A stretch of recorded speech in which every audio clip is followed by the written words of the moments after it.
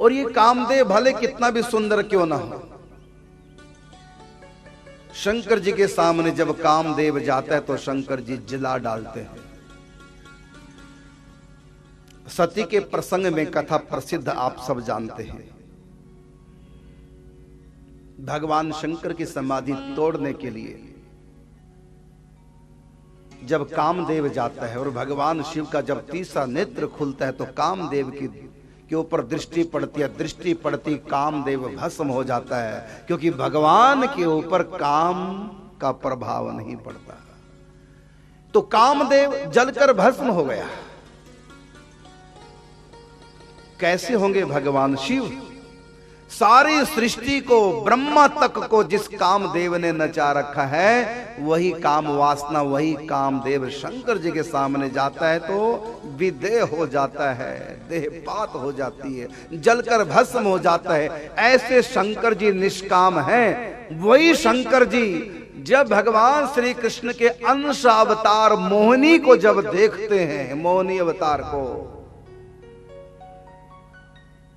तो उनसे आलिंगन करने के लिए पीछे भागते हैं। प्रेम जग गया।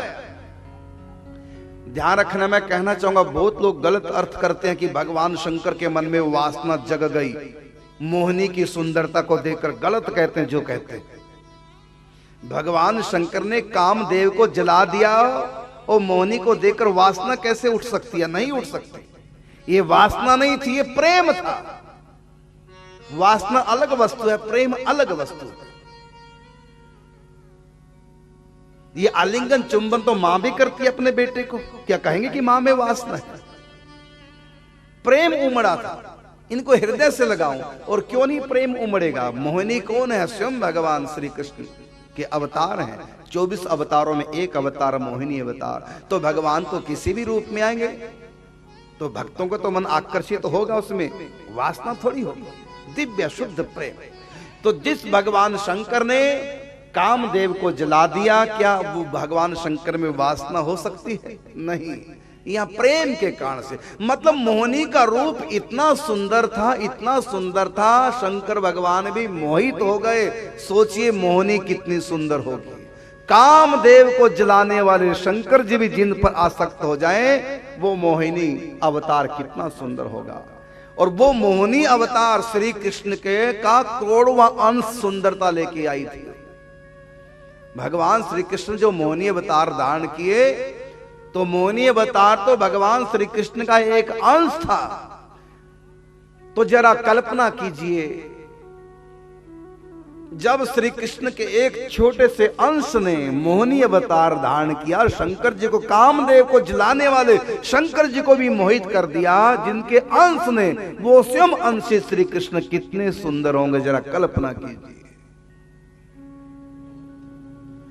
सोचिए जरा कृष्ण कितने सुंदर, और वही श्री कृष्ण इतने सुंदर, फिर भी ये सखियां श्री कृष्ण को देखकर भी राधा पर मोहित रहती हैं। केवल सखियां ही नहीं, स्वयं श्री कृष्ण श्री राधा रानी के जिस रूप को देखकर मोहित हो जाते हैं। सोचिए वो राधा क्या तत्व होगा, सुंदरता की सीमा। राधा रानी जासु अंश उपजहि गुण खानी, कोटिन उमा रमा ब्रह्माणी।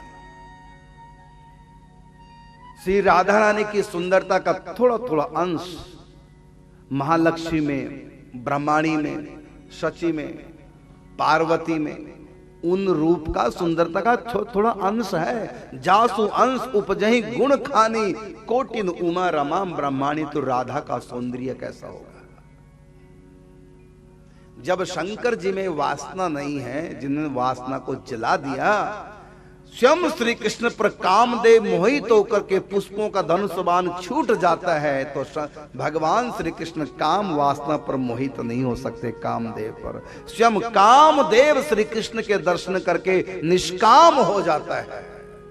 कृष्ण में कहां कामना आएगी? जहां राम तहां काम नहीं, जहां काम नहीं राम, तुलसी कबहू के रह सके रवि रजनी इकट्ठा।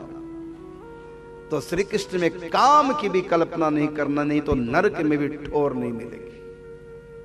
यहां दिव्य प्रेम की लीलाएं हो रही हैं। काम वासना प्रबल अति बांध्यो सब संसार, यह तनिक नहीं जाए सके कुंज महल के द्वार। कामदेव का तो द्वार तक नहीं कामदेव पहुंच सकते, भीतर तो कहां प्रवेश।